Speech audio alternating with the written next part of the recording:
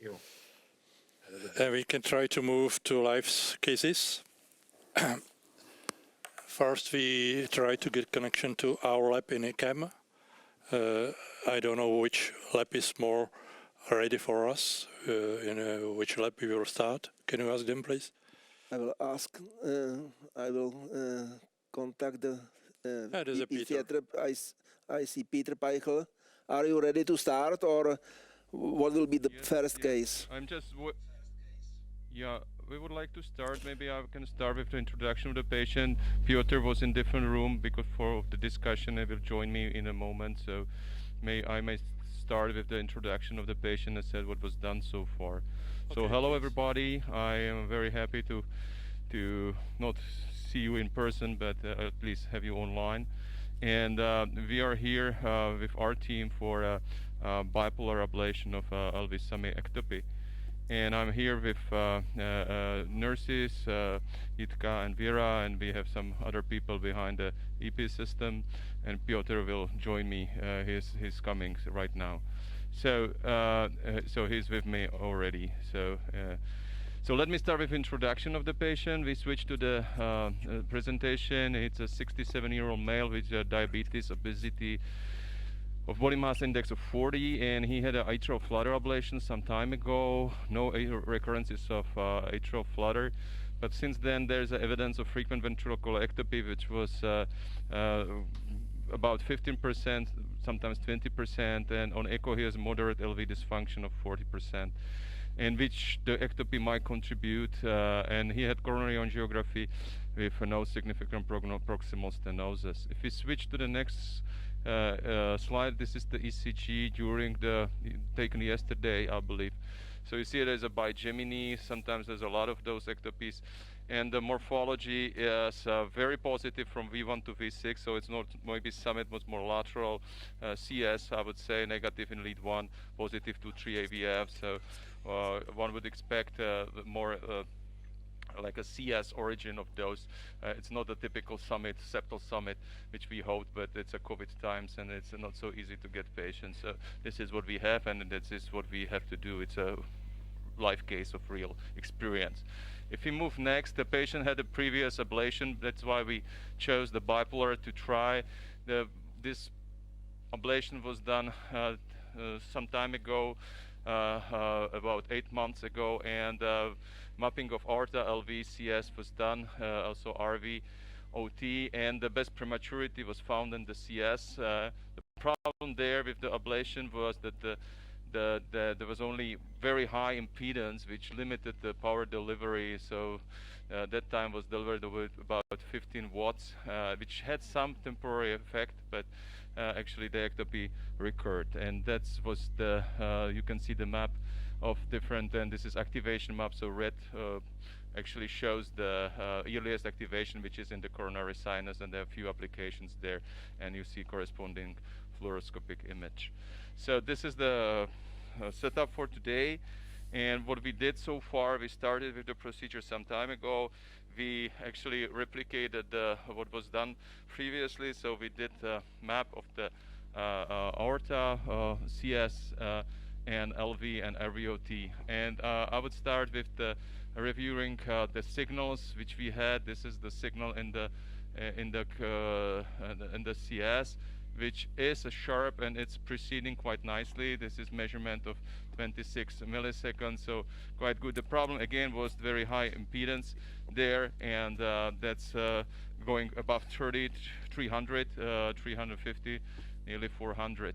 So we also paced there just to see whether this is really good phase map, and if you decrease the speed, you find, although there is some alternation of the morphology, you see can we have the same speed like 100?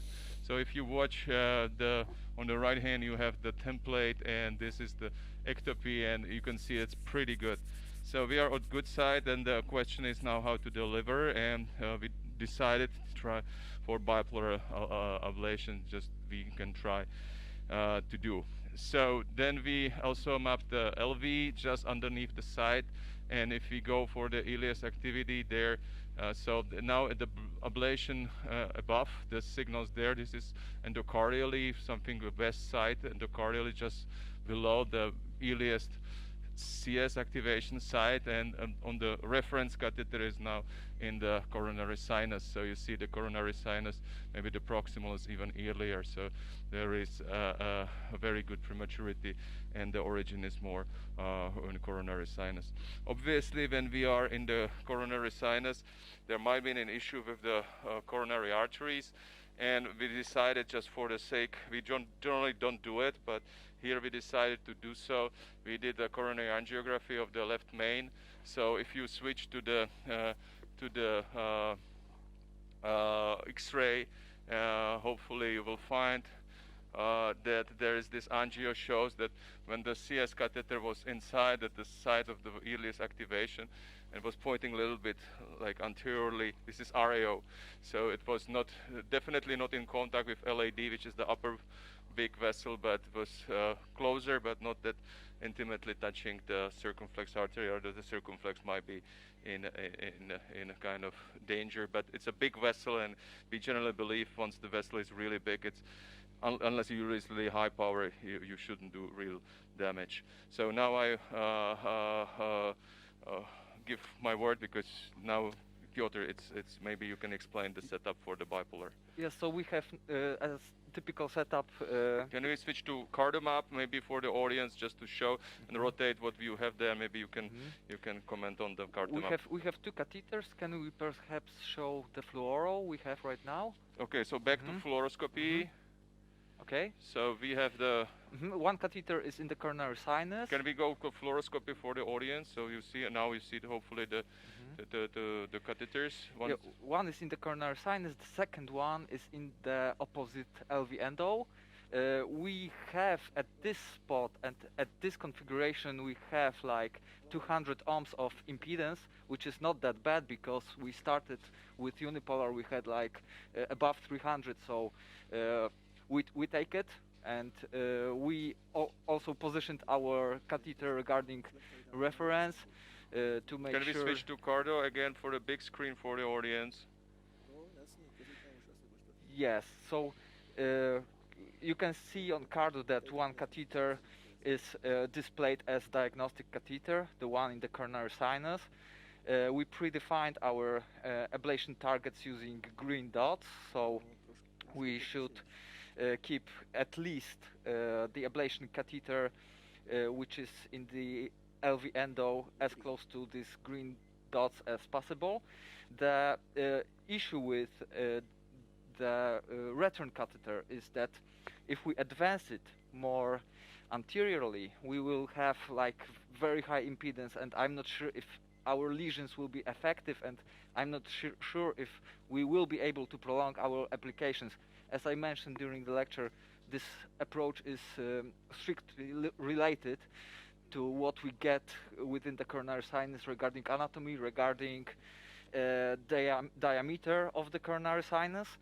So this is our setup. We use our adapters, which connects this catheter to carto. As we can see, we also collect the signals from the catheter put as the ground. We also have a temperature display on Stocker generator, which will show us how it works regarding heating of the tissue inside CS, and we can also guide this ablation using this purpose. And what else? And of course, this catheter is connected into the port for a dispersive patch. So this is basically this. Okay, so maybe we can just show you again where's the current location and what's the current signal. So if you record right now and go for a review screen, it just shows the. So can you go to review screen for the and this is exactly right now recorded. So on the right hand you can see, so the lower ablation catheter, which is called reference, is into CS.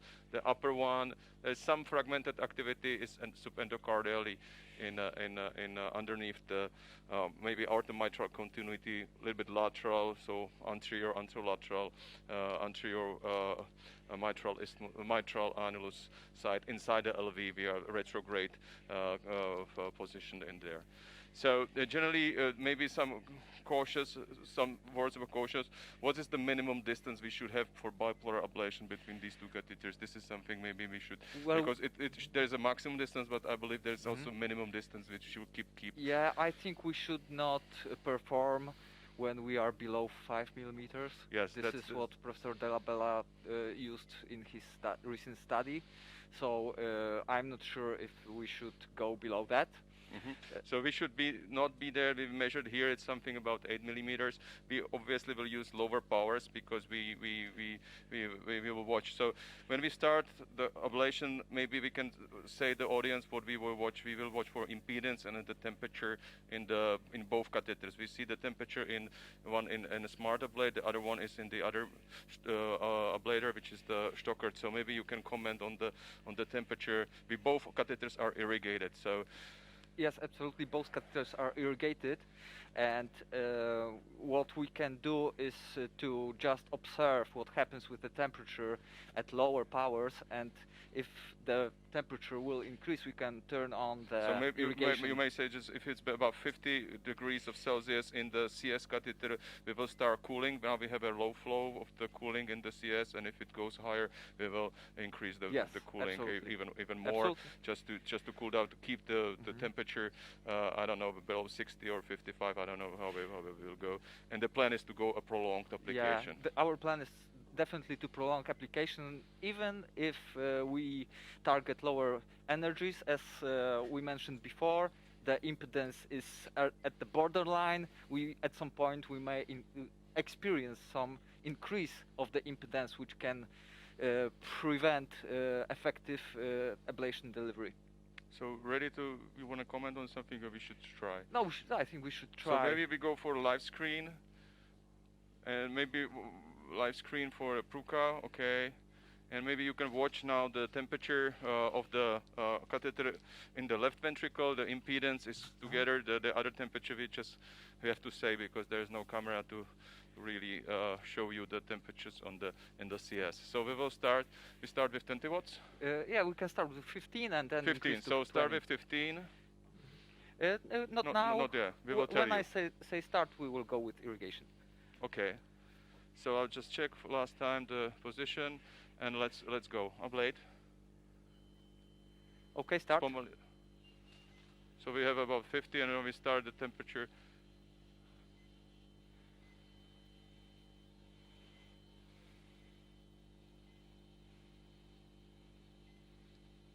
Zkuste vydržet, kdyby to bolelo moc, tak se ozvěte, jo? Using conscious sedation. We can go to 20. 20 watts, please. 20 watts.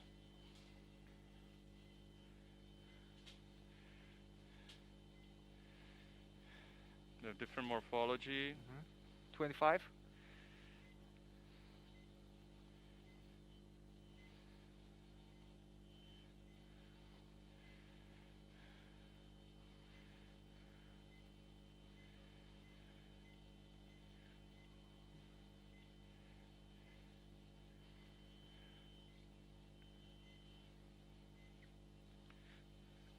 The lesion is pretty stable, so I suggest we can still prolong it a little bit.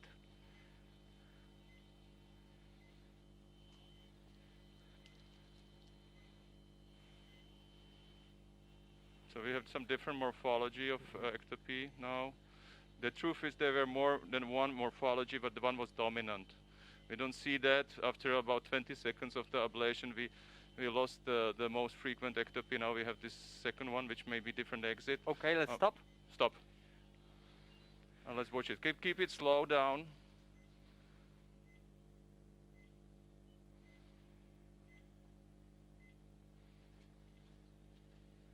So this is the different morphology of the ectopy, which we may still chase. But you see, if we record the prematurity of this, go for the prematurity of this ectopy. Maybe show it 12-lead ECG. So can we go review just to show this other ectopy? So this one is more septal, definitely because it's a negative in lead 1, V1, sorry, and V2 is like a transition zone. It's a more septal summit, I would say. If we go inside, can we see the signals inside? And okay, so now increase the speed to 200 and put a caliper to the beginning of the QRS. As you can see, the CS catheter is now very late for this one, and also LV endocardium is late. And now we have a recurrence of the clinical ectopy. So this one is probably a different site, and we may try some other things. So what do you suggest? Well, we can. So there was a definitely temporary effect. We had suppression for about 1 minute with this one, and then we have a recurrence. I think we can try go to deeper and see if we will be able to deliver a lesion in a more narrow part of the vessel. Perhaps aerial view as we previously. Maybe you can go take a protective. Yeah. I will take a protective. So let's see, and this location, so I moved a little bit farther in with the CS catheter.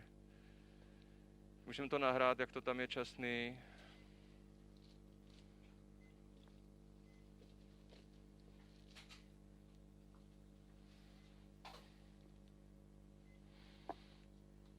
So it's more blurry, the signal, so I will go slightly backwards.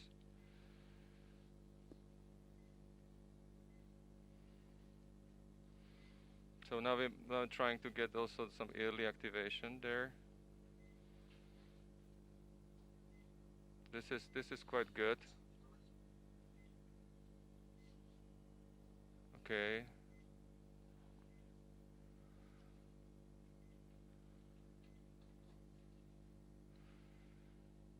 Okay, so we are inside the CS.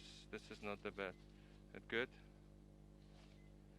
And we may try to do with the LV catheter a little bit better. I just moved the LV catheter also, so because you can manipulate with both catheters, so that's something you.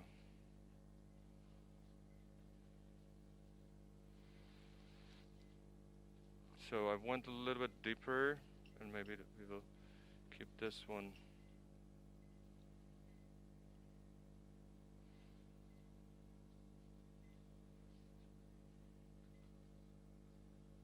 So now we are a little bit positioned here. Now, can we record? This is not good signal in the LV catheter. Můžeme s tím přestat točit?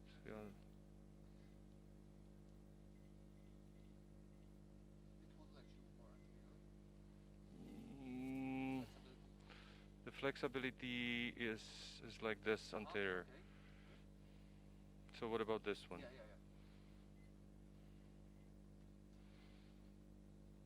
So this is still good. Can we see the signals now? I think we can try another one. Can we see the signals now in the review screen? Okay, so you see the reference is good. The LV endo is not that good. So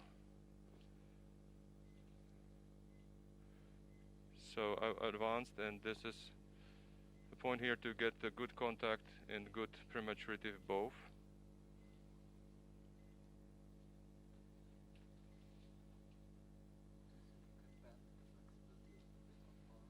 No, it's not really. So let's keep it anterior. So what about here? Well, are we early? In the reference in the CS we are early, in the LV we are not. We're still at minus 27. So you want to go here or improve? Perhaps no chance. If there's no chance. No. It's okay. So we can start similarly. Peter, Mm-hmm. what about pace map in this location in CS? No, we showed the pace map in the previous, and that was good. The CS is good. The problem is to deliver enough, and we can try again to pace. So can we pace from the reference 1, 2? I don't know whether it will still pace. So now we give you a pace mapping.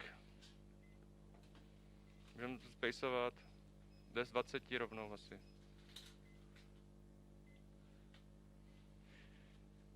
I will.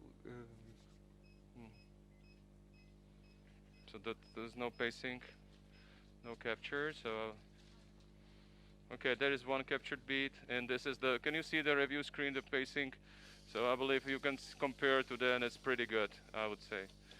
So we are close, and the question is now how to deliver enough energy to destroy, and we will definitely try different vectors. The first one is CS compared to the LV. There might be some better ones. Obviously, this is something we should try. So can we record now the prematurity?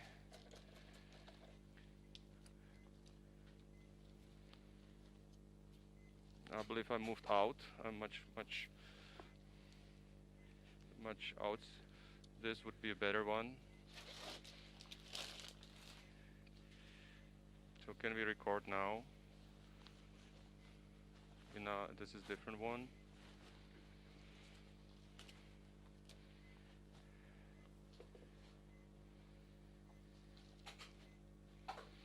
Teď tam byla. Můžeme označit na kartu taky ten ablační spot, teda to máme, jo, dobře. Okay, so okay, now I'm more anterior, as you requested. So let's wait for the ectopy. Can we record and measure here? I believe still it's this far field is there in the CS catheter, and it's very nice. So we can try another one here, right? We can start with 15, 15, right? Okay. So let's start with 15 watts. Can we go a real-time screen for the audience?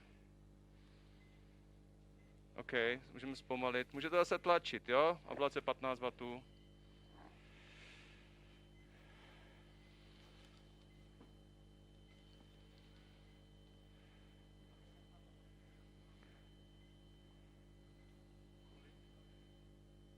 Yes, cooling, please.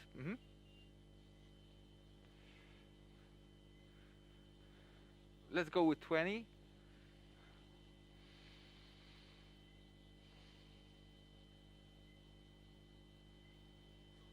Some VTs.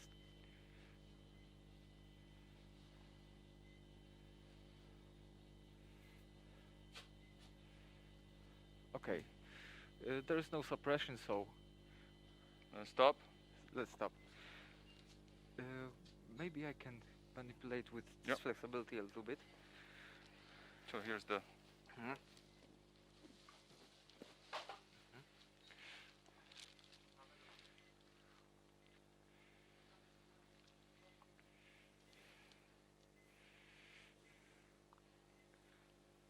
It's a narrow vessel, so I'm afraid that there won't be that much. Halo. To je strašný.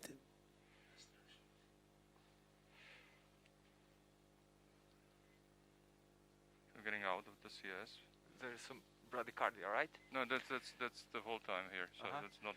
Já to nemůžu vědět. Tam. Perhaps we can go to the pulmonary cusp now. Okay. So. Okay, so the plan now, maybe we can explain. So there are options. So we haven't had a really good. I would maybe try one more with more proximal. Honestly, okay. This is too distal, but I would try one more, and see at least the suppression we will have. So I will go back and go more proximal. Let me get there. Petr? Can we see fluoroscopy for a while, because we were looking at Carto all the time. Okay. All right. Can you switch to fluoroscopy? Yeah, it's there already. Thank you. Můžeme. So I'll pull back slightly just to have the best prematurity there. Now let's wait for the ectopy. That was different one. That was the one. That was different one. So can we see the morphology?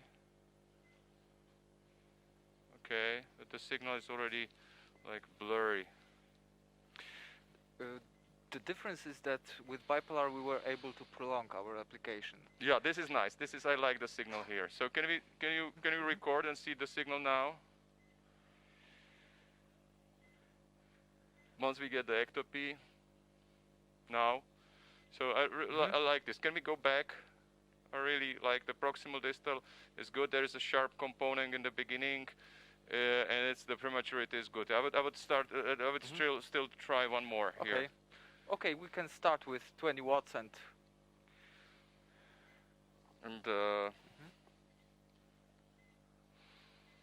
let me manipulate the second catheter to the side of the best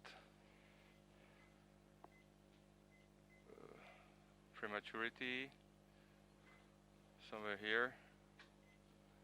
Let's wait for the ectopy. Now we look in the, okay, this is I like. This is, if you go for review, that's quite reasonable. There are some fragmented potentials in both. And, okay, so now let's start with 20. Zpomalíme, dáme online screen, prosím, real-time screen. Can we ablate? Okay, let's irrigate.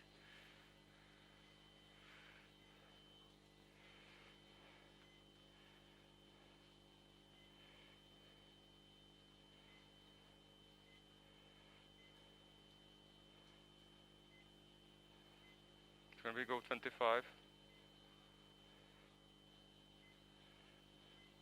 30 seconds. We can go to 30. No. Now we don't have them. Stop! Okay. So there was not real suppression. Let's see. Okay. Peter, I have a suggestion. Okay. We can let you work. Okay, so now we try to get connection to another lab. Other lab. Yes, please.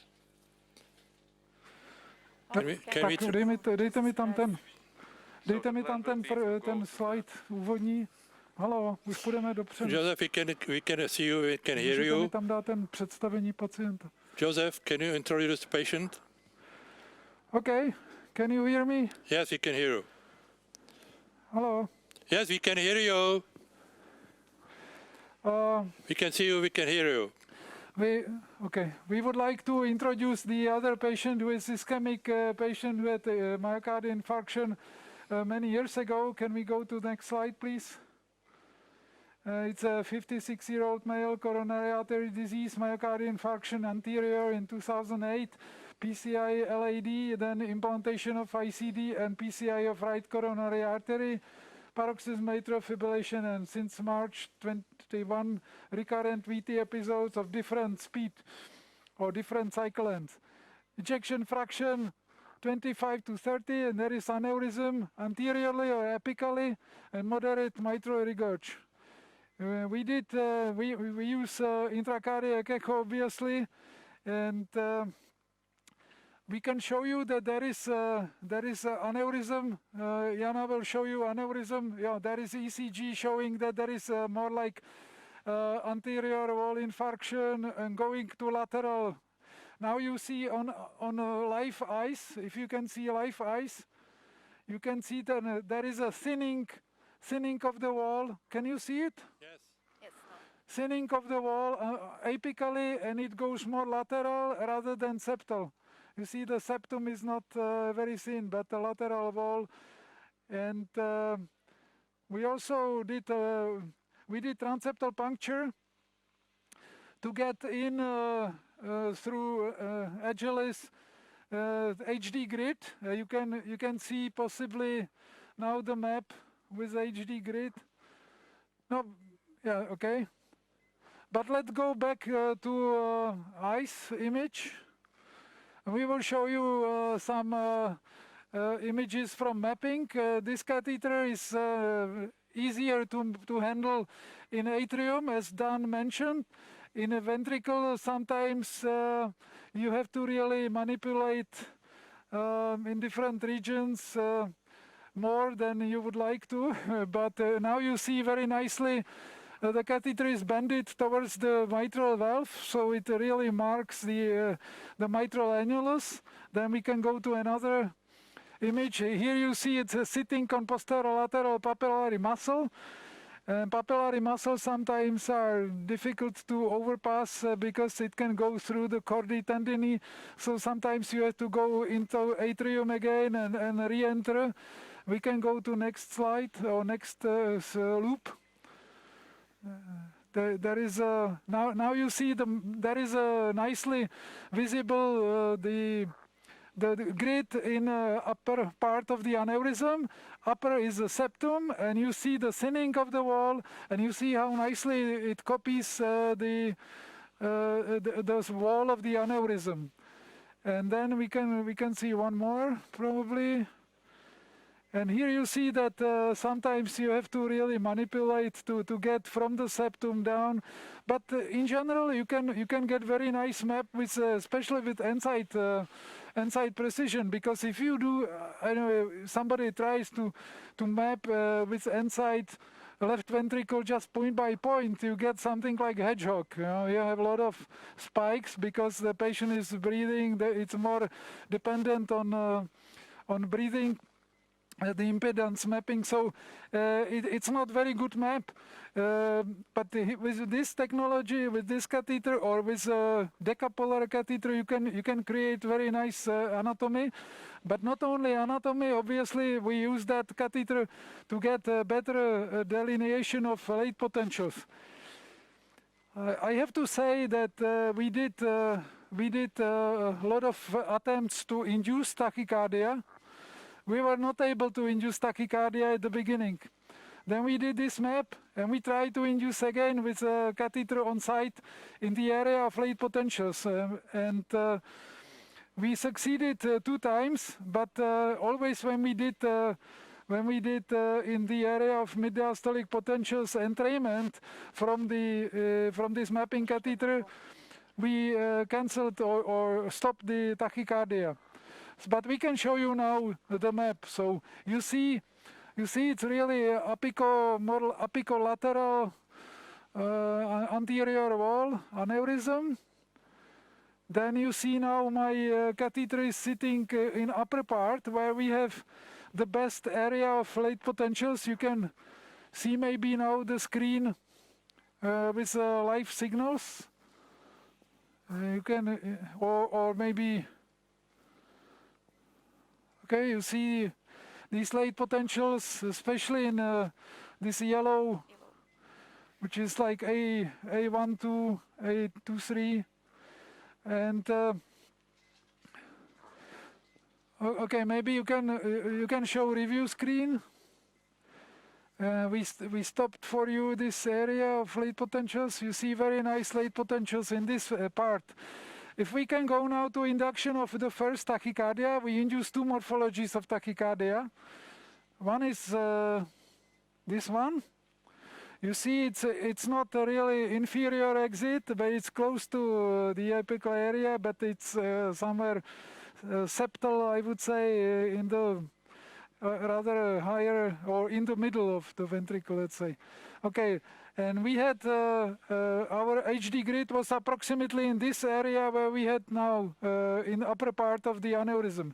And you can see here, you can see some diastolic potentials that are almost mid or earlier. But we tried entrainment from this because we could not induce tachycardia. We tried entrainment, and you see that it is going more superior, you know, from the pacing. So it's entrainment with fusion. It's entrainment with fusion, and we stopped tachycardia. So there was no way to measure post-pacing interval, obviously. And then we did another induction.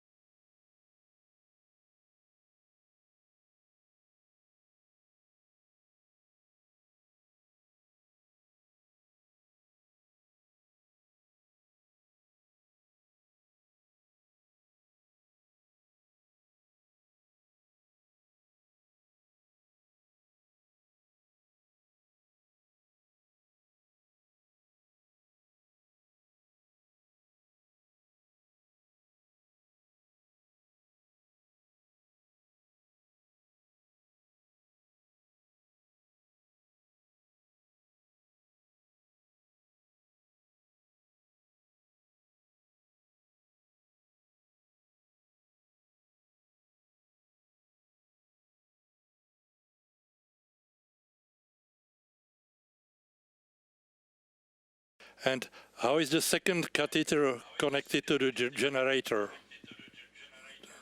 Well, we use adapter, so we are able to separate signals. For example, we are able to send signals to Pruka. We can send signals from thermistor to Stocker generator to track these signals, to track temperatures, and we also connect it to a return port. So adapter acts kind of like a splitter for all these cables which are inside of electrode. Okay. There were questions that were sent to us, and if you can show us what you did up to now in the interruption from other side. Please, we will have... Sorry, please, we will have roughly 10 minutes, then we will switch to Homolce hospital. So if you are happy with some 10-minute summary, or we will come back again at the end. Though we can summarize, right? No. Yeah, you can give. Yeah, we can summarize some things we did till now. We changed our approach for anatomical approach. We went to the pulmonic cusp. Can we show the fluoro setup? The fluoro, yes. So this is... No, sorry. We can't see fluoro. It's the only one. Můžeme přepnout na fluoro pro režii. So this was our setup. Alternatively, we tried to ablate anatomically from the pulmonic cusp, which is supposed to be close to the left ventricular summit, and we also put another catheter to the LV endo. We applied energy there, and we experienced some suppression, but arrhythmia reoccurred. I think that this, we can say it from the morphology, that it's a bit too lateral for this particular septal ablation. What we did right now, can we show the actual fluoro? Can you? We exchanged our thermocool for 8mm tip catheter, and we managed to, Peter did that, we managed to go to the LV summit, to the deep CS.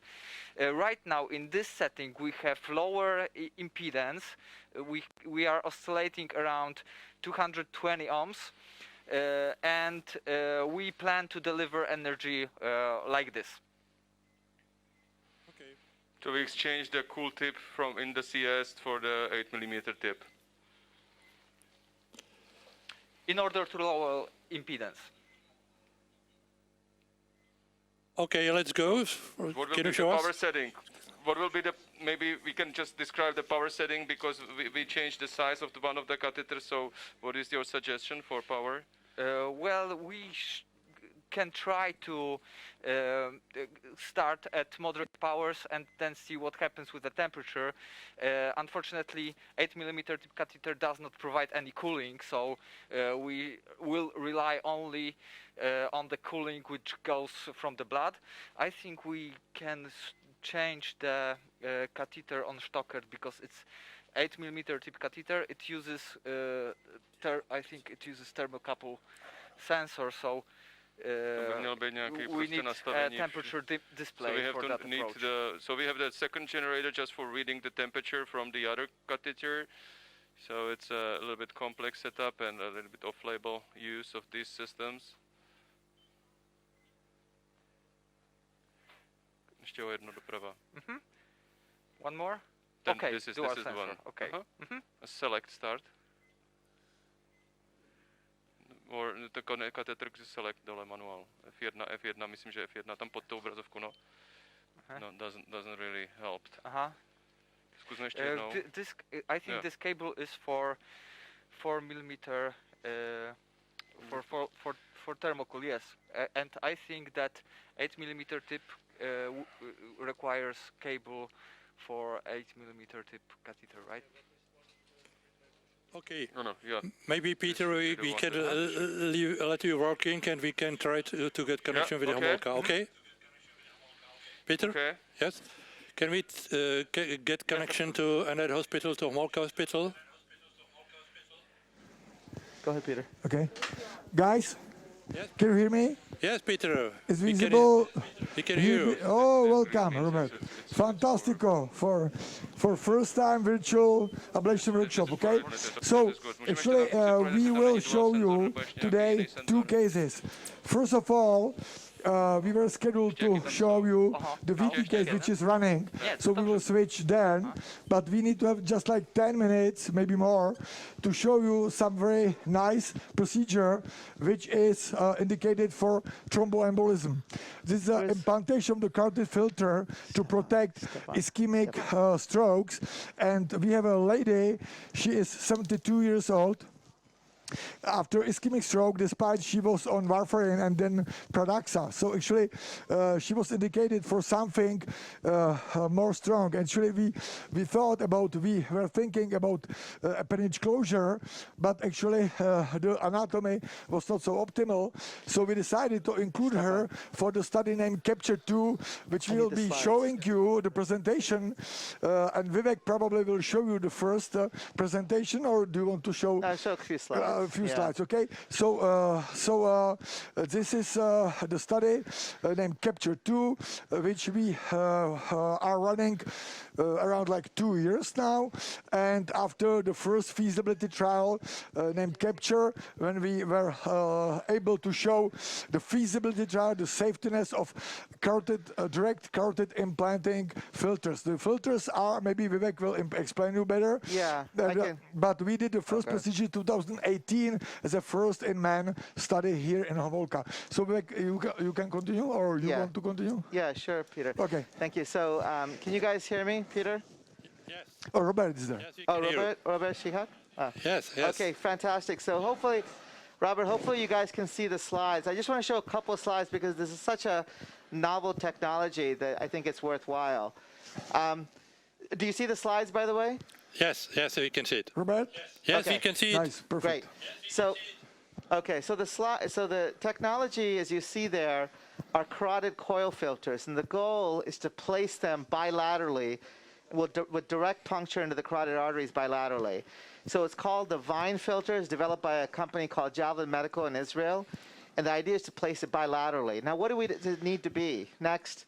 So the filters has to be, of course, non-thrombogenic, non-occlusive. We want to do this with a single puncture into each vessel, and it, of course, should be stable and not migrate. It should be acutely retrievable if it doesn't deploy properly, and it should capture emboli greater than 1.4 millimeters. I'll get to why that is. And it should also be crossable by neurointerventional catheters if required in the future. Next. So you see there the long axis, and you see the short axis, and the red represents a theoretical thrombus and how it would get caught. Next. So, next slide, please. So, do the filters make clinical sense? Next. That's weird. Yeah. What about vertebral arteries and the posterior circulation? Well, remember that the majority of the strokes occur in the anterior circulation, about 80% of them. And many of the remaining are not necessarily embolic. For example, lacunar infarcts in 13%, the posterior circulation infarcts are only about 9%. Next question is, how big should it be? Next. So, next slide. Yeah, how big, what should it actually be able to catch? Well, if you look at M1, M2, and M3, the majority of these emboli are greater than 1.5 millimeters. So the device should be able to capture emboli larger than that. Next slide. So here's the device itself. It's made out of a single nitinol wire. It has a pulling wire, which is what it's attached, which is what will cut at the end of the procedure. There are internal and external anchors that span the carotid artery wall. There's the supporting coils, the leading coils, and the most important, the filtering portion, which is what actually captures any potential emboli. Next slide. What happens is, next please. Are they going? Next. Yeah. So here's the idea. It's delivered through a 24-gauge needle. You puncture across the carotid, and then it ejects out. Next. What is it doing? Okay, good. So here's what it would look like. You can see that we will use ultrasound to guide the puncture. There's a delivery tool the tip of it is the needle. We'll puncture across, and there you can actually see how the device unfurls out into the carotid. Obviously, this is a phantom. And then once it's fully deployed, then you basically pull out the needle, and there's internal and external anchors that stay right there. Next. So what you'll see next. It's lazy. Okay, there what you'll see the carotid there on the left side, and then the arrows point to the needle, and there puncture into the carotid artery. And once it's in, then we'll push a button that unfurls the device. So on the top right, you see an ultrasound at 1 month and color flow on the bottom right. Next slide. So we had a first-in-human study that we published about 1.5 years ago called the CAPTURE trial. This was a 3-center study where it was a first-in-human feasibility trial, and this was in patients who had contraindications to oral anticoagulation. But that's not where the technology is going. Next slide. This patient is part of CAPTURE 2. CAPTURE 2 is an ongoing multi-center study that's going on in Europe, non-randomized safety trial. And the idea is to use the filter as adjunctive prophylaxis. So to take patients who have an elevated CHAS-VASc, a history of ischemic stroke, currently receiving oral anticoagulation, but are still at high risk. So the idea is to put the filters in to decrease the risk further. The goal enrollment is 100 patients, and this is a preliminary study to support what will be the INTERCEPT trial, which will be the pivotal trial. So with that, why don't we get going? I'm sorry about the very long introduction, but it is an unusual technology, so I thought it's important to show this. Okay, let's go live and let's show what we're going to show. So the patient is here, and what we'll do, actually, do you want to just show? Oh, we have a camera on that side, okay? Come here, okay. So we're going to show here. So here we have the ultrasound. We're going to look at the carotid. And so let's see right here. Where are we here? Okay, there we go. So that's the carotid artery. It's beautifully set. As I go cranially, let me see. It's not really. Okay, there we go. Good. Go cranial. So the bulb is going to be over there on the left. So I think actually it's a long carotid. It's a beautiful vessel here. So probably in the middle right there is where we can puncture. So I'll turn this 90 degrees so we can see this. So there's the carotid artery right there. The jugular is way over here. You see the jugular right there? It's compressible. So we have the carotid artery. Let me get some more of this goop. Okay, so we have the carotid artery right there. So now what I'll do is I'll take the delivery tool, which you see here. There's a needle right here, and the red button is the delivery mechanism. So I'll take this. I like this position. Okay. So there you see the needle. Reorient there a little bit. And no. It wants to slip this vessel. Nice. There we go. Get back. There, like that. Okay. That's fantastic. Okay. Perfect vision. Visualization. Now we're going to... It's good? Is that good? Yeah, it's good. No? So I just hit the button. Now what it's doing is ejecting this coil.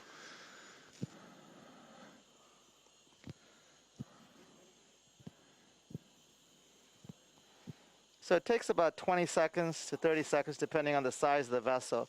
I didn't really say, okay, it's done. I pull this out, and then let's see this. So there we see it. There it is. So that central portion is the capturing. There's the leading portion, which is down here somewhere, and then the anchoring portion over here. So that's done. So we're gonna hold some pressure here. So of course we got to do both sides. Okay, so I'm gonna go around to the other side. Okay, I'm going to come around here. So if we could move there. Okay, thank you. All right, so let's have some more goop, please. Yeah, please. Yeah. They could. So, so as I said, everybody's carotid is a little bit different, of course. So what we do, just getting the other one. Okay, so what we do is pick the right size device based on what we see. Pressure. So Peter's just holding some pressure on that side. Okay, I'm sorry, I couldn't see there. Okay, there we go. So there's the carotid, and then the bulb is toward the left of the screen right there. Actually, Peter, it's okay. Let's go. It's okay. Okay. It's distorting a little bit. Yeah, that's good. So the bulb is over there toward, yes, bad imaging. There we go. Okay. So actually, I'm going to puncture sort of in the center there. I like that location. Okay, so I'm going to turn this 9 degrees. So this is, I need this, please. Okay. So I'm going to go from the other side. There we go. You can see the jugular is way off to the left there of the screen. What do you think? I like that position, yeah? Is that okay? I think that's good. Okay, so there's the needle right there. Pretty far back so far.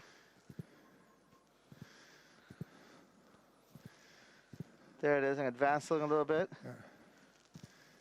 And puncture. Yes. There we go. I like that one. Yeah, I like that position.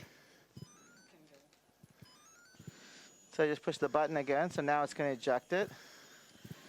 As I said, it takes between 20 to 30 seconds. So it's going to come out. Now, once this unfurls, now remember, both of these devices were still connected by the connecting cable. And we're going to cut those eventually. Okay, so take this out. And let's see here. Where's the device? There it goes. Okay, beautiful. Okay. I have it. Okay. I'm not taking a big shipment. Okay. Nice. There we go. Okay, there you go. It's a little So bit there's the filtering portion. Yes. And then toward the left of the screen, you'll see part of this, and the leading coils are down over here. So this looks good. So now, I can give you. I can hold pressure if you want. So now what we need to do, so at this point we're basically done with the procedure except for cutting these connecting wires. So, which you can see right here. Actually, Peter's just cutting them just long. And what he's going to do is put some lead on. We're going to, oh, you're wearing lead. Okay, perfect. Let me get out then. So what he's going to do now, what he's going to do now is to fluoro these. And this fluoroing business is really for part of the protocol. We imagine in the future that once we're done and it looks good on ultrasound, we'll just cut the cables and get out. But again, the protocol at this point requires the patients also have the fluoroscopy performed. So, okay, so yeah, let's pull that out, and then we'll bring the fluoro in. Any questions so far while we get the fluoro in position? That's fine. Doesn't matter. Their problem. Are you guys there? It's okay. Hello, Robert. Are we still connected? What? Yes, we're still connected. We can see you, we can hear you. Okay, good. Just want to make sure. There is one question from the audience. What is the long-term risk of occlusion of the device caused by thrombotic emboli? Right, so this is something obviously that needs to be studied in the clinical studies. Remember that the way we're doing these studies now is not for contraindicated patients, but rather patients who are on oral anticoagulants but continue to have a high risk for stroke. So this is being used as an adjunct, meaning in addition to oral anticoagulants. So we believe the risk is going to be low. All of our preliminary data suggests it's low, but again, that's why obviously we're doing this clinical trial. Eventually, the pivotal trial will be a very large trial. Almost 3,000 patients will be randomized, or maybe it's 4,000, I can't remember, but a lot of patients randomized between oral anticoagulation and oral anticoagulation plus the filter. Obviously, it'll include only very high-risk patients.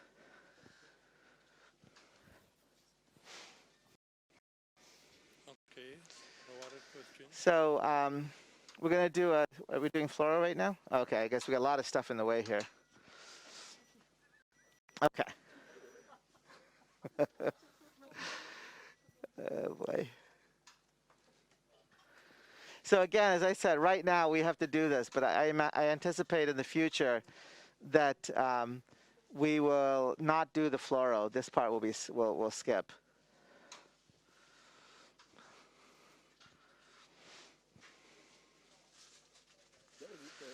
Another question, what about antiplatelet therapy after the procedure or other therapy? Yeah, good question. So the patients will stay on oral anticoagulation, of course. In addition, they'll receive an antiplatelet agent for the first couple of months, and then we stop that. So they'll stay on the NOAC long term.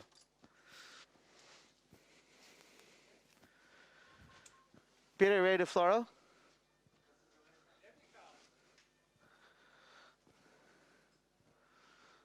What's the issue?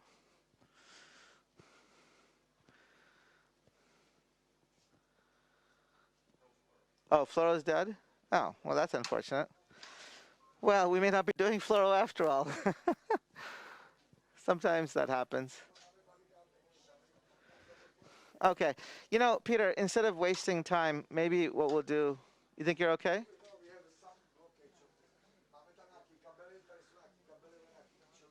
Okay. Peter, maybe we should go next door. I don't want them to wait. Then why don't I can work on this if you want to take them next door.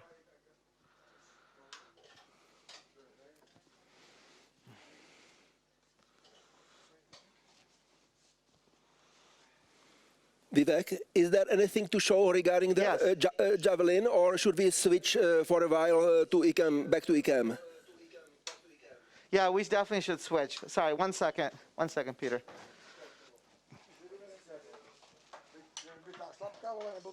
Okay, we'll go next door. So, you want to get started here, Honzo? Because or maybe they wanted to go to IKEM for a while. Oh, I don't know. So, Peter, I'm sorry. Do you guys want to? Do you have a case you want to show at IKEM, or do we go ahead and start in our other room? What's better? No, Robert. I mean, Robert. Yes, we go to. We can go for, let's say, 10 minutes back to IKEM, and then we return to your labs. Okay. Okay. Actually, you know, Peter wants to show you the fluoro for a second. So just.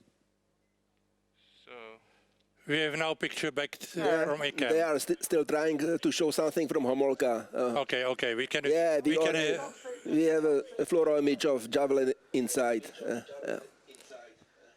Yeah, just to show you the, you see on the fluoro image, hopefully, you see both of the coils. And you can also see, particularly the one on the left, you see the connecting coil. So we're now going to cut that at the skin. So that's really it. So at this point, why don't you go back to IKEM and then come back here, and we'll show you the VT case that we have. Okay, perfect. All right, so we'll be back in 10 minutes time, yes? All right, please. So sounds good. Please switch back to IKEM. Petr, just before you have some update on your procedure, please ask briefly two questions. One question is whether for example, LV to CS or CS to LV direction of bipolar ablation matters. Probably it doesn't matter. Well, it does matter depending on which catheter you put on which side regarding the size. Because what we did while we weren't online, we put the 8mm tip catheter to the CS. We managed to achieve lower impedance. Maybe go X-ray. Mm-hmm. Yeah, so this is the position. Can you see X-rays? Yes, we can see it. X-ray. Yes, there are X-rays. Okay. Yes, so as you can see, the 8mm tip catheter is in the CS and ablation catheter is in the LV endo. And using this approach, we managed to get rid of, finally, this clinical PVC, which is now gone for like 20 minutes. And what is even more interesting, we managed to do it initially with 20 watts. Then we were stopped by impedance rise above 300 ohms. Then we titrated down our energy to 15 watts. We did second application. Then we titrated further our setup to 10 watts. But we still got some impedance rise after longer period of time, but we still were interrupted by the impedance rise. Finally, we end up with prolonged application using 7 watts. And now the PVC, clinical PVC, is gone for like 20 or minutes, and meanwhile Petr managed. If you go for a review, if you can go to review screen right now, the thing which happened is, can you go for review? So when we get rid of this first one, which was much more lateral, and with positivity V1, V2, we got this one, which is more summit because it's a QS in V1 and transition zone in V2. And this one we mapped conventionally, and we mapped the right cusp. And in the right cusp, if you can see, if you can move to the signal that we found there, if you increase the speed. Okay, so this is maybe there's another better signal potential. Maybe máme tam ještě v pruce jedno, tam dole. Okay, on the right hand. Okay, now so we have this. You see that there's definitely something in the ablation. This is in the right cusp. We also pace in the right cusp. Can we show the pacing in the right cusp? And you see very long SQRS. Can we slow down? And you can see it exactly matches the morphology. So this looks like a more conventional right cusp or close to the commissure. We're using echo, so the best part was where the commissure was. So we applied there, and during the application, can we show the application? Maybe that there was a disappearance. Can we have eyes on big screen? This one and slow. Big screen, and go slow down to 10 or something like this. So this was, can we go to the left? So yeah, this is the right, yeah, you can see the application, there's nothing. So can you go left just to see that there was something before? No, just move to the left, just scroll left. Yeah, so you can see there was this other morphology there, and this actually immediately disappeared in the right cusp, close to the commissure of with the left. We applied 25 watts for 1 minute, and we don't have the clinical one. We have still some few beats, but not. Can we go online screen and 12-lead ECG? Can we switch to online? Peter, this is just rather unusual unusual pace map from right cusp, and at the same time like QS in lead 1. Yeah. Yeah, but you saw the long SQRS, so there's some oblique fibers. Can we go back to the review screen and show them, measure the SQRS? And can you increase the speed? Increase the speed, please. Okay, maybe like this. And can we measure?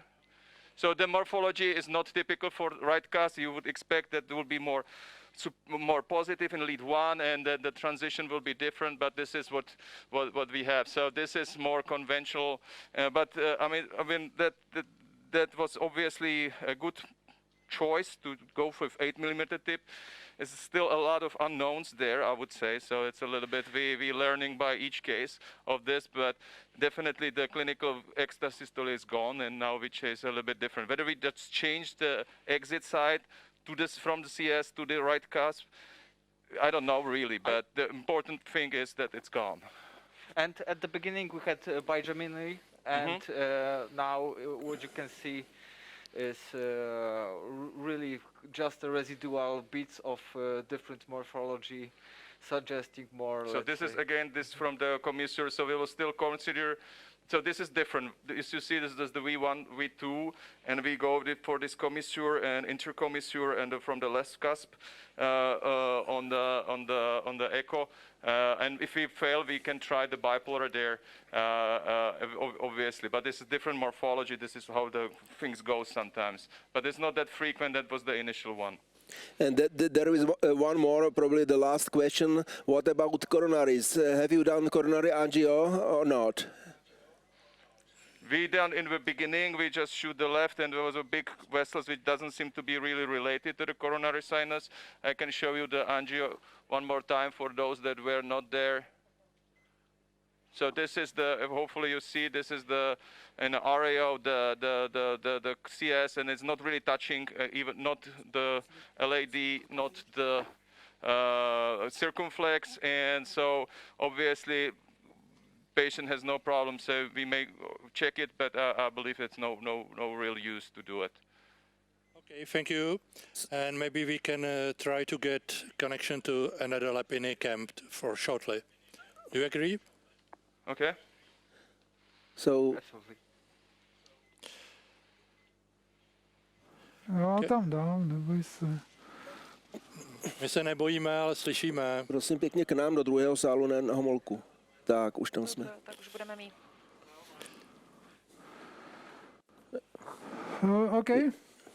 We can see you again. Continue ablation, substrate modification. The lesions are quite nicely deployed. On average, it takes about 15 seconds each lesion. And where we have impedance drop or disappearance of the signal or whitening of the tissue, we stop usually. And we nicely, when we did this lateral part of the, if we can show you the map, we did ablation on this lateral part of the aneurysm, and we isolated basically some part of the aneurysm, and late potentials disappeared from that area. And now we are chasing late potentials from the medial part of the aneurysm. And again, if we can show guys the change in activation. There is the disappearance of late potentials. Can we see screen, still screen? Pruka. Neužil, this review. You see that there is disappearance of late potentials. Just ablating on lateral part of the aneurysm. And then we can go to the other, what we marked as, you see here, the potentials are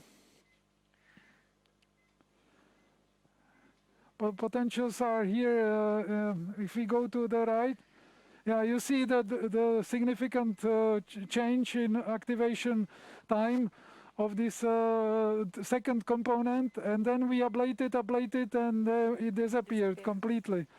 So you see there is a disappearance.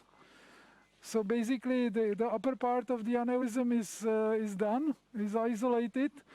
We can't pace in that area, and now we will focus on the inferior part where we had exit from the other tachycardia.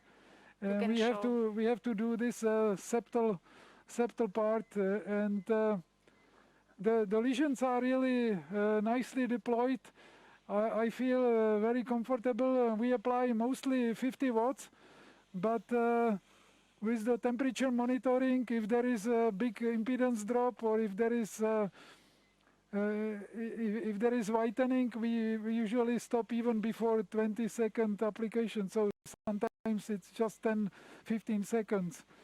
And then we tested pacing from this area after application, and we cannot capture with 10.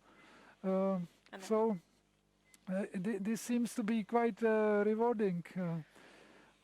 So any questions about technology or about strategy? The strategy here is clear that we have to isolate the whole core because we cannot induce sustained tachycardia reproducibly, and there were at least 2 morphologies of tachycardia. We also know from ICD that there were several morphologies, or no, not morphologies, but several cycle lengths. So it means that there might be different morphologies. So we decided to modify completely the substrate as we suggested here.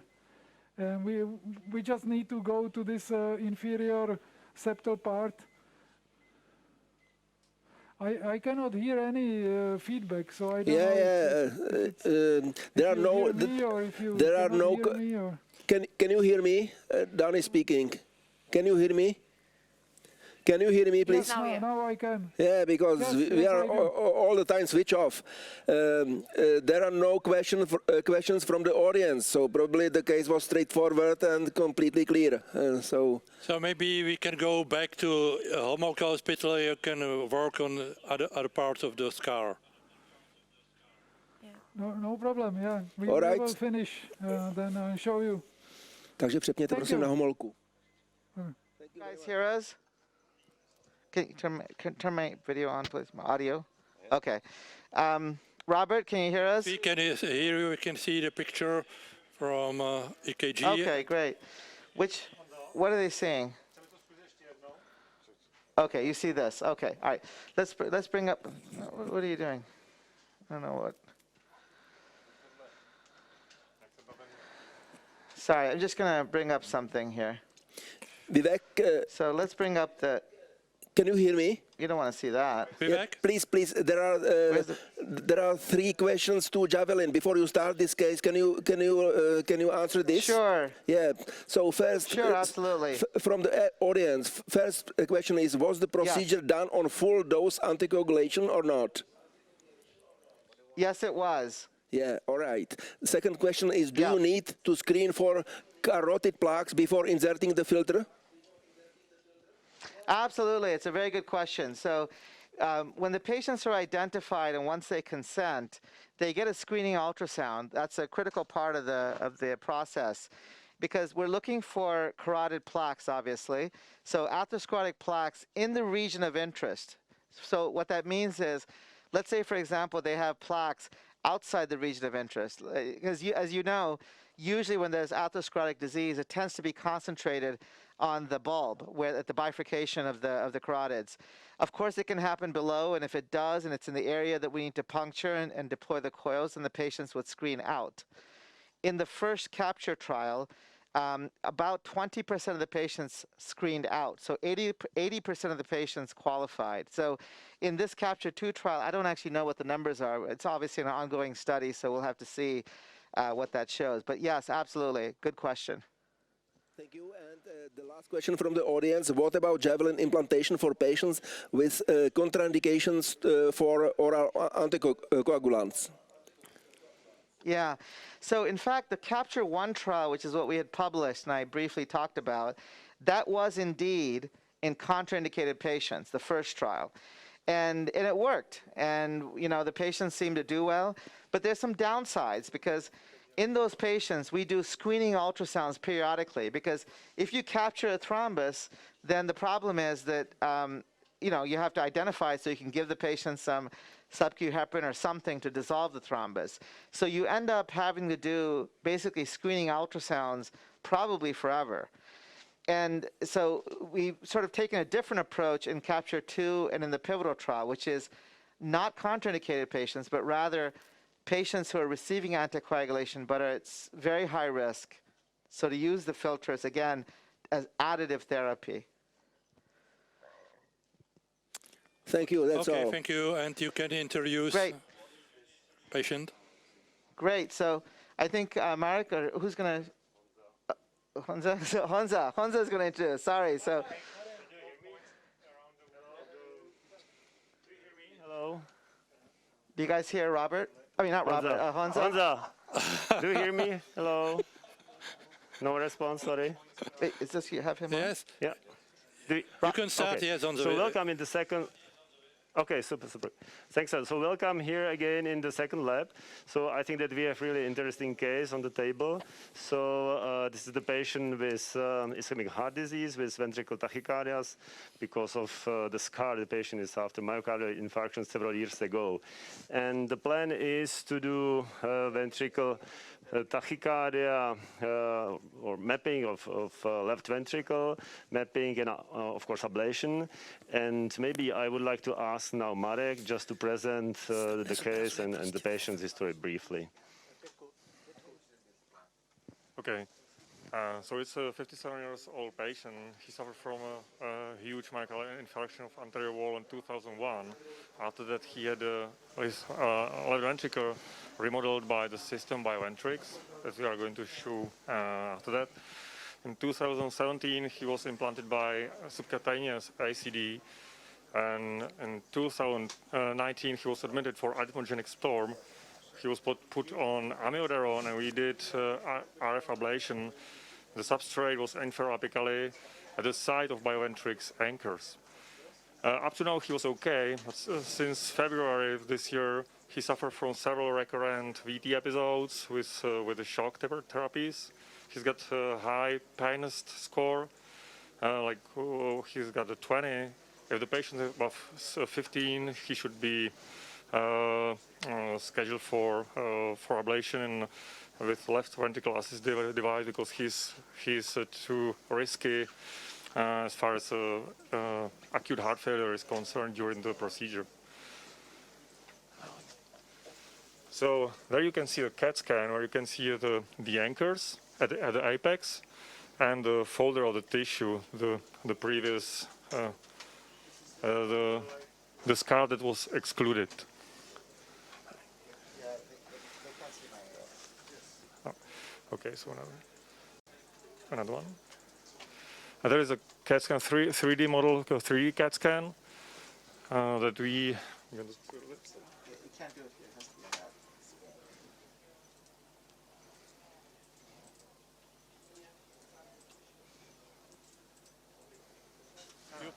We did stop now. Můžeme ukázat. Can we show the running?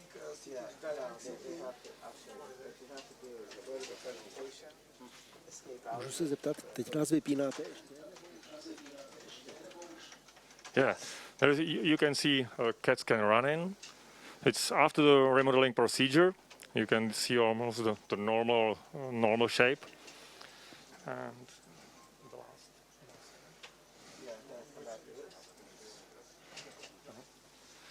And as I said, we performed RF ablation 2019. There you can see the substrate that is infraapically close to the anchors on the apical side, and you see the VT with the negative 2 and 3 with superior axis.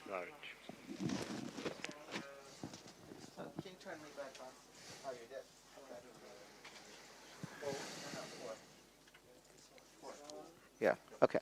So I think what we're going to do, I'm going to have Peter just explain the procedure. I'm sorry we have to use YouTube because we couldn't make this silly thing work. Can they see this? I can't see over there very well. Okay. Do you guys see this this YouTube thing? Okay, good. I know, you can't see that. You have to do it over there, Peter. Okay. Is it playing? Son of a... Do you see it? I just can't see this very well. Okay, Peter. Now it's on. Okay. So can you hear me? Now they can. Now you are. I'm on. Yes, Okay, you're fine. So guys, this is a hybrid procedure for running heart remodeling procedure, which is clearly based on an aneurysmectomy. So actually, one operator is sitting and puncturing jugular vein, internal jugular vein from right side, and put the catheter with a wire inside the right ventricle. Then the second operator, who is usually a surgeon, a cardiac surgeon, plays from small window on the free wall of the left ventricle, puncturing through the left ventricle, and now you can appreciate that you can see the puncturing through the septum to the right ventricle. So actually the needle is going from the free wall to the right ventricle cavity, and then the catheter from right side trying to capture the wire which is inserting through this small needle. So the goal here, Peter, is obviously to try to reduce the aneurysm, right? So they're puncturing through the aneurysm, the anterior aneurysm, and then you're going to put these plagets to exclude this, right? They are going from both sides. Actually, they are going from internal side, from the right ventricle septal side, and from the left ventricle free wall. Now it's clearly visible placement of the first anchor. And actually, based on just the size of the aneurysm, you can place 2, 3, 4 anchors subsequently to exclude all this aneurysm in total. And actually the problem is when we did the first mapping procedure this 1 year or 2 years ago, then actually we found the exiting point of the ventricle, of the VT from the apical inferior part. Actually I was trying to get in the folder, because I really thought that I need to go with the ablation or mapping catheter inside the in between the anchors. Okay? Sorry, we can hear many voices from your lab, not only you. I'm no technician. 1 second, I apologize. I'm not me, it's not me. Okay, so okay, can you hear me now?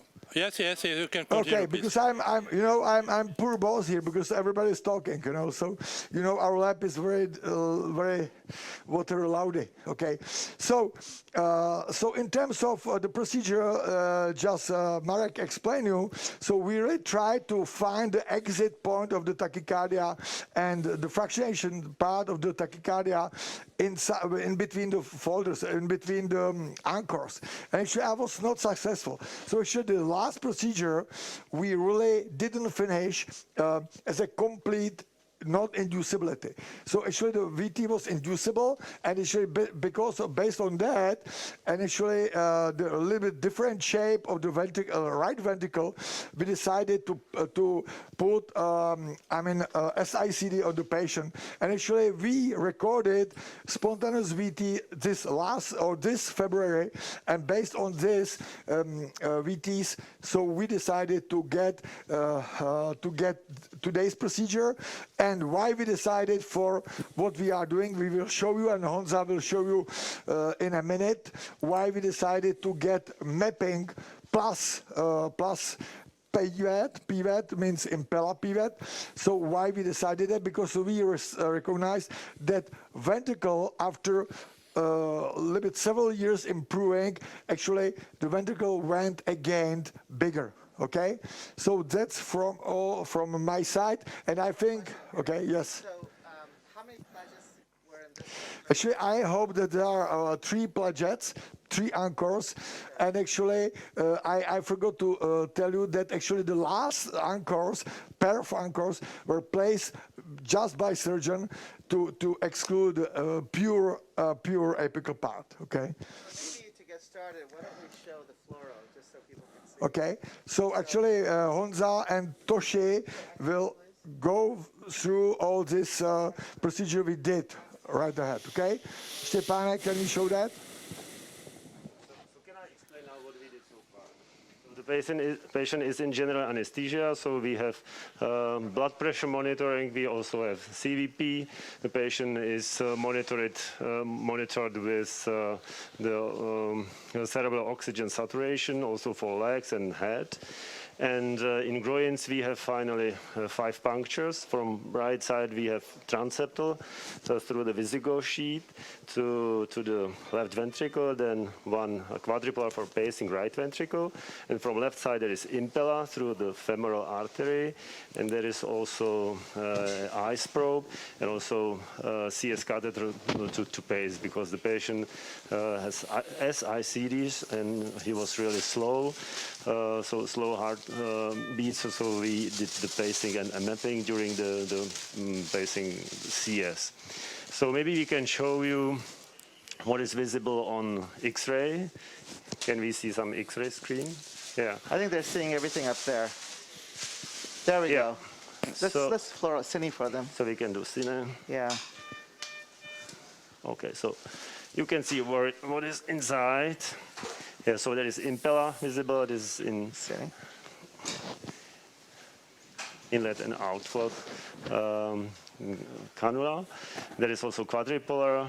There is CS, and there is Visigo sheet with the pentaray inside now. Just to make it really clear, so there I'm going to just move the Visigo and the pentaray back. No, just let's show X-ray for a second. Okay, I just want to do a quick thing so they understand what's going on. Okay, so you can there see the 3 sets of anchors, the impella, RV catheter, CS catheter, and a transeptal deflectable sheath with a pentaray. So at this point, maybe what we can do is to show the map and then the we can show the carto map. One point of clarification. During this patient actually had polymorphic VT, which is what prompted this procedure. The hope was that, given the fact that in the last procedure, the VT was not completely eliminated, but made non-sustainable, the hope was that perhaps now we can go in, get some deeper lesions, and get rid of the substrate. Obviously, polymorphic VT is, well, tough to do with. So Okay, this is going to be mainly a substrate-based approach. Yeah, so can we see a cartomap, please, now? Okay, so you can see there is, we did this map with pentaray catheter, so we had hundreds of points. So you can see there is a really big scar, huge scar on anterior wall, mainly in apex, but also going to a septum, So there are also some markers which you can see, and you see very apically. Finally, we did induction, and it was very, very aggressive induction. And after 400 millisecond and triples, we were able to induce very fast VT to 60 milliseconds. And the exit side, so we can show you maybe. Maybe show that. I don't think they can see this. Can they see the review screen, please? Let's see. Let's show them what we induced. Yeah. So if you see it, yeah. Okay, there you go. So there is a VT to 60 milliseconds, and we did a pacing, we did a mapping, base map. Well, you want to show the other VT first? Yeah, we can. Okay. So it was one induction, and also we tried to do the second induction later on, and it was faster. You can see a little bit different morphology. Almost like a sine wave. This one is a horrible one.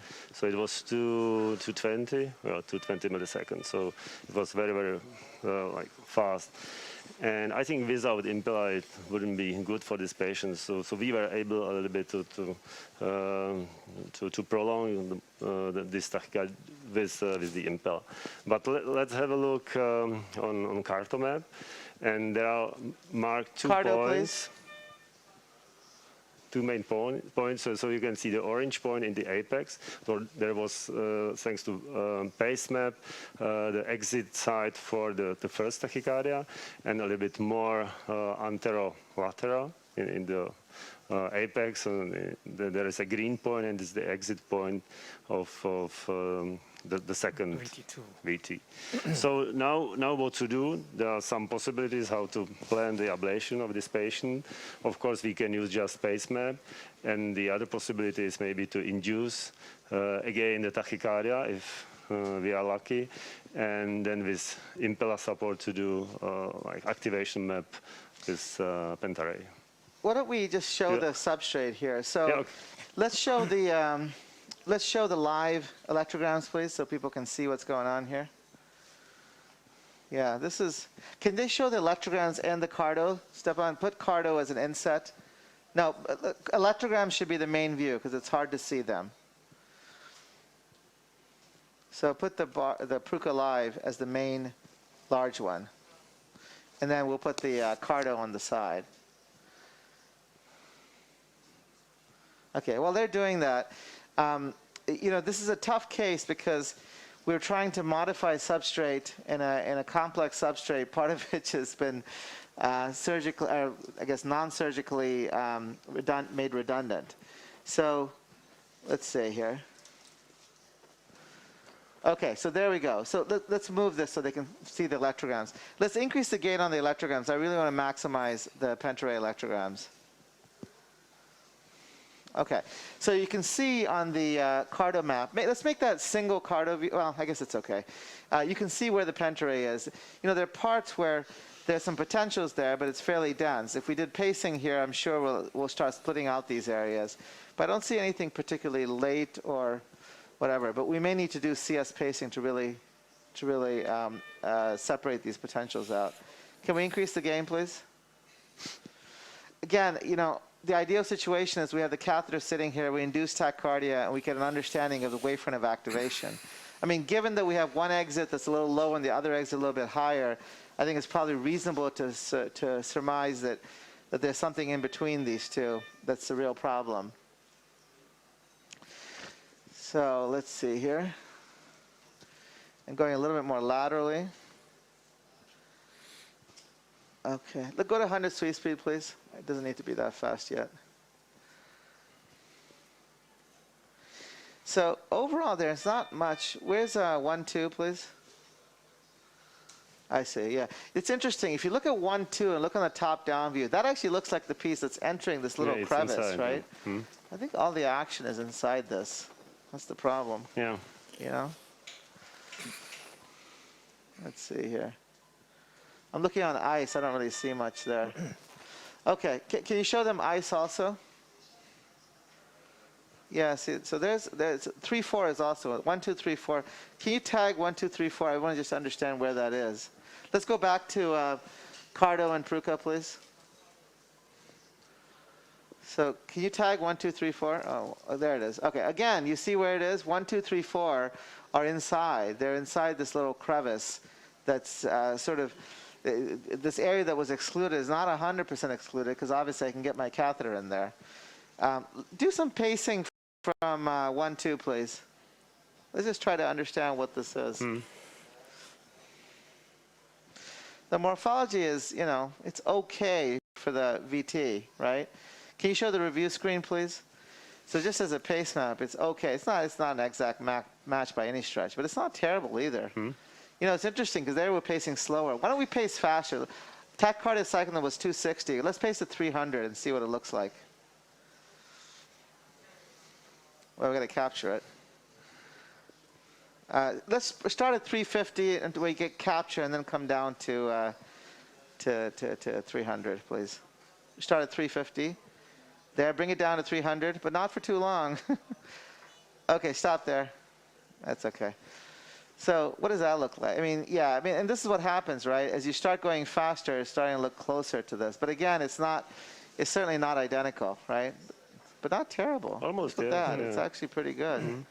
And again, it's completely consistent, right? By the way, look at 1, 2 right now. We have really late potentials way in there. Stefan, mark those. Or Martin, I'm not sure who's back there now. Stepan, okay.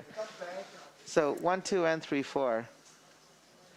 You know what I really like to do? Let's stick our ablation catheter in there and really try to understand this. Můžete... Yeah. Yeah.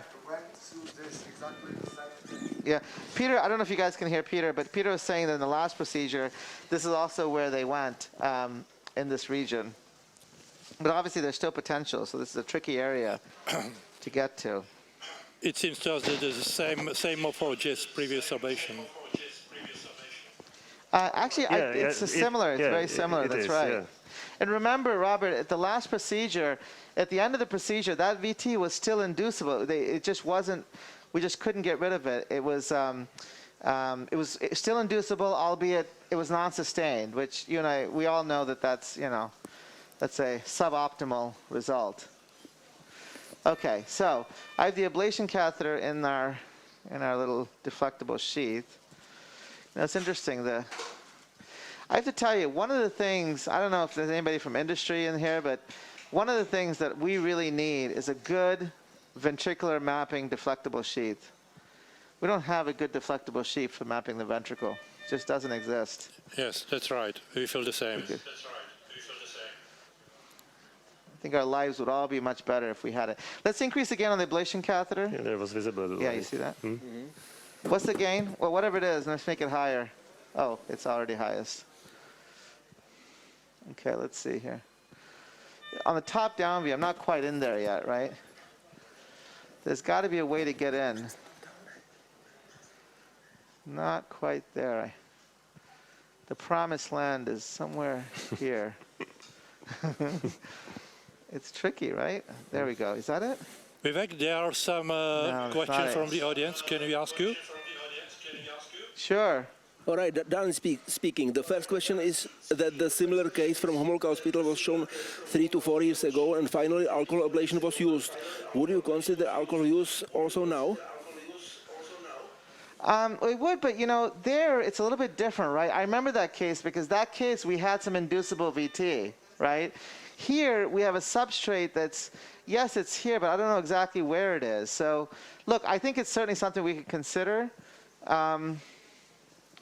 But I want to first, look, the fact that we could get a pentarray there means that we might be able to get into this thing. But no, I think your point is still well taken. If we can't get to it with an ablation catheter, if the coronaries are still in contiguity, then it's certainly worth considering.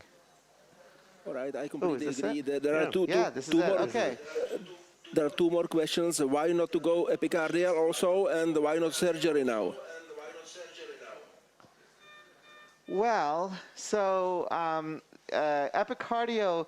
Remember, the procedure is done partially transpericardial. So the surgical part of the procedure, the surgeons do a lateral thoracotomy and enter laterally. So the pericardium is likely obliterated, but it's you're right. We could potentially try to get in the pericardium, but my guess is that it's obliterated.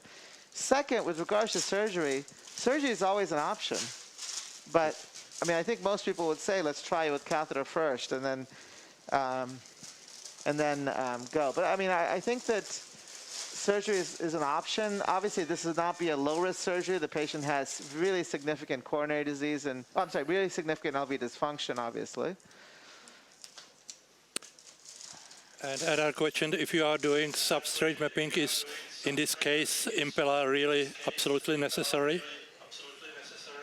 No, I think, I think that we weren't initially planning that it was going to be substrate, right? Initially, we thought that we'd be able to induce something and then target it, but it looks like when we tried to induce the tachycardia again, we were getting this other sine wave looking stuff, which is not terribly exciting.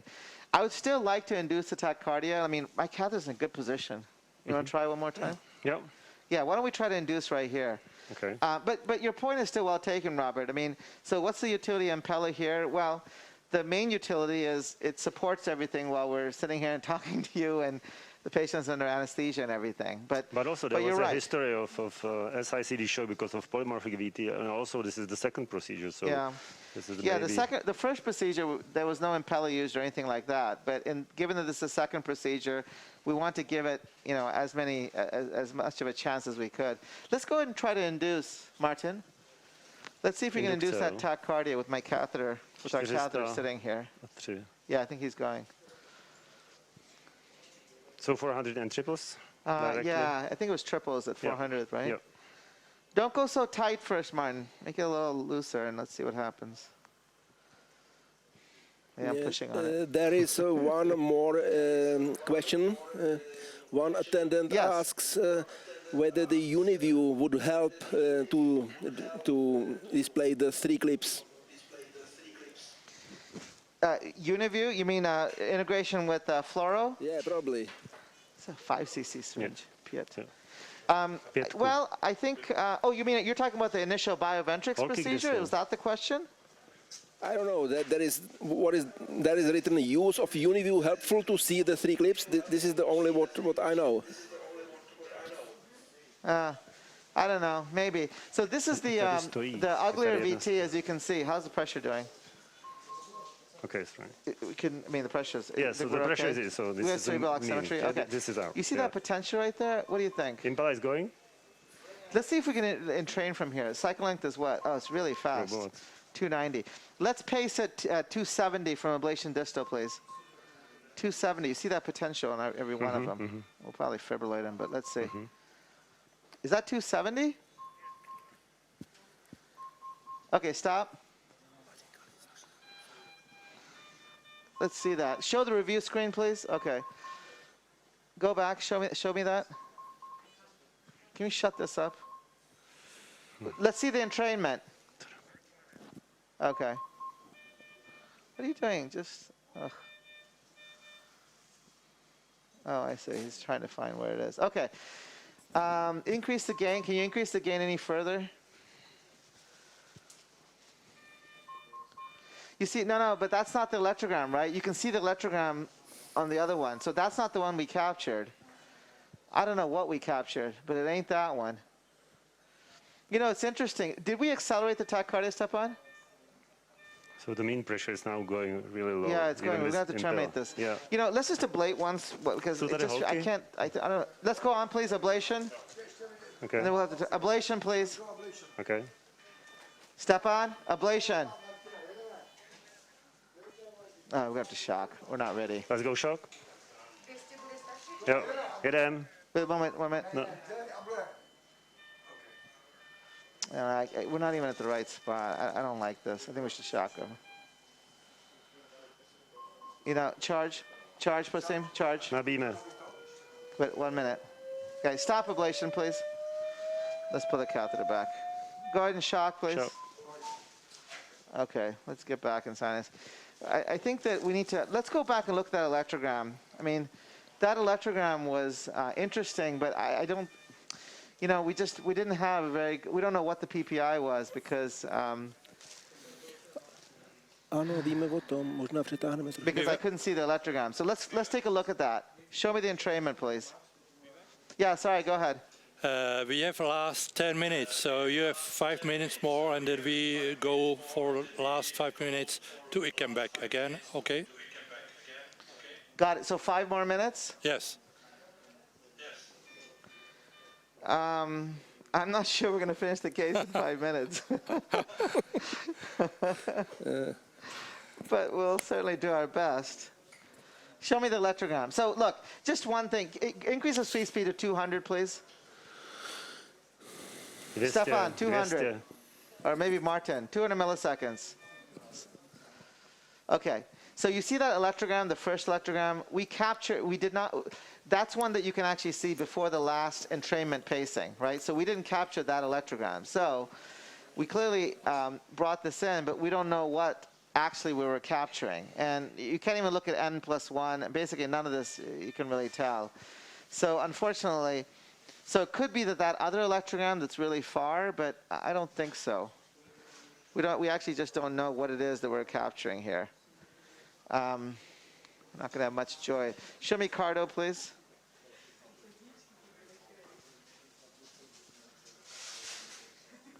So I think what we'll do,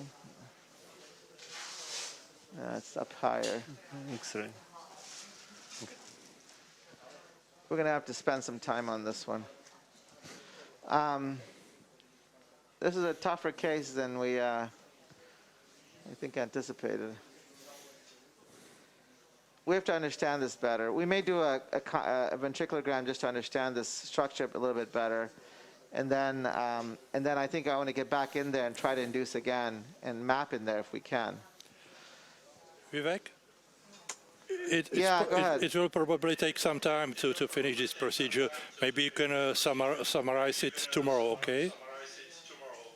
Yeah, I think that's a good idea. Yeah, it's going to be a little longer than the javelin case. Yeah, let us work a little bit. We'll try to summarize it tomorrow. Thank you very much. Thank you and goodbye. We will switch Thank you very much. Bye-bye. Tak přepněte, prosím. Okay. Zmenšeme tu mapu teď. Teraz jsme online. Teď jsme přepli. Tak můžeme. Slyšíš mě, Pepo? Ano. Okay. Se. Jo, dobře. Tak můžete něco říct kraťonce. We continued with core isolation. We did a very nice core isolation, and we can show you disappearance of the late potentials. So you can see it now on static screen. If we can switch to static screen. Yeah.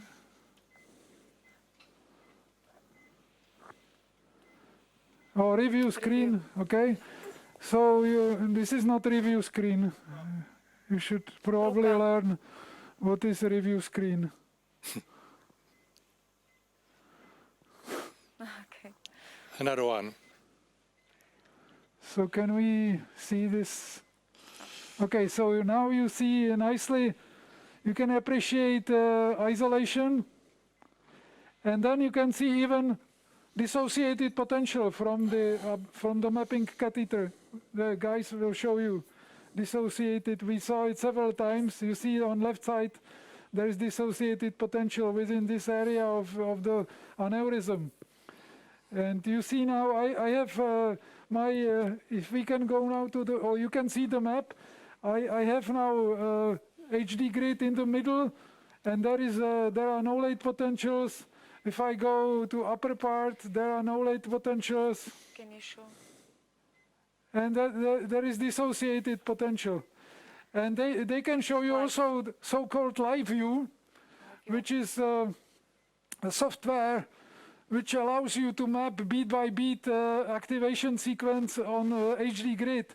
So it can tell you, for instance, if you do isolation of pulmonary veins, you can see where is gap, and also here it shows us where was the gap in the septal, in the lateral part of this aneurysm. You see this white color coming, so that was the area where we did isolation finally. So it's intended to give you very rapid orientation. Where is a beat coming from? Beat by beat. It's not averaging or whatever. So this is a live view software. You will see one more case on Monday. There will be atrial tachycardia with this technology. So you can ask questions if you have some. But this was, for us, this was a case of core isolation of the entire aneurysm. Since we could not map during arrhythmias, we could not reproducibly induce arrhythmias. We will try again inducibility now, but we believe that we did the maximum what could be done, and we did it with temperature controlled mode with diamond tip technology from Medtronic. Very nice disappearance of the signals, much easier than normally when we do ablation with conventional in power mode, with conventional irrigation. We had no pop during the entire procedure, although we did a lot of lesions, as you can see, no pop at all, and we reached isolation of the core. So this is our summary. I would like to thank to all people here, to all staff from Medtronic, from Abbott, and my partner here, Jana, and nurses also. So this was a nice case of substrate modification with this new technology. Thank you very much. Goodbye, and we will switch to the other EP room to Petr Peichl and Petr Futima. Thanks. Okay, bye. Petr, we are. Hello, do you hear us? Yes, yeah. We can see you. Okay, we finished already with the procedure. Maybe I will summarize, or you? You summarize. Okay. So generally we started, if you go for review screen, we started, that's all there. So can you switch to review screen, please? Oh. Okay, so in the right window, you see the ectopy which we had. On the very right, there's the clinical one, which was the most common one. And actually, when we reviewed the data from the beginning, this is, you see the time, so it's very early. And this was the ectopy both. We had this clinical one, and on the left hand, in the middle, you can also see the other morphology, which is more like RVOT or maybe cusp ectopy. So we started with the CS, which was definitely the earliest activation sequence. We started with two irrigated catheters. It didn't work. Then we switched to 8 mm for the CS, for the bipolar, and it did work. We had problems with the prolonging the application enough. Actually, at the end, we used very low power, like 7-10 watts, but for a longer time, which did work. Then we chased this other ectopy, which was not that frequent, but still was there, and we are perfectionists. And on the left hand, you see the signals during the extrasystoly number 2, and this actually we finally recorded in right ventricular outflow tract. So there doesn't seem to be like one side with two exits. It really looks like it's two origins, because they are very, very separated, and you can see very much prematurity for this in the RVOT in the septum, which we finally found. You see very fragmented potentials, definitely very nice target. We had no extrasystole since then, and for the first morphology for the summit, we checked the cusps, but the activation was late, so really looks like the two foci rather than one foci with different exits. You want to add something? Well, we got suppression during first applications using 8 mm tip catheter. We had some problem with impedance rise, so we were unable to continue our applications at, let's say, desired 20 watts. So we titrated down. We end up with 1 minute long applications at 7 watts. and we did not see this first clinical PVC for more than an hour now.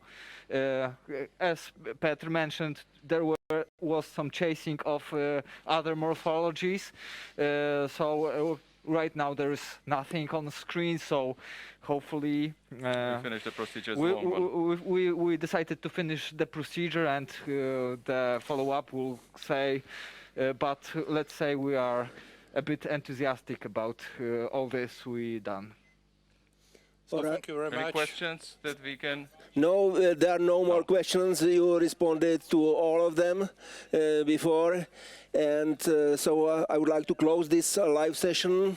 Thank you very much again, and please stay tuned because the last session on ventricular arrhythmias will begin in a couple of seconds. So bye-bye, congratulations.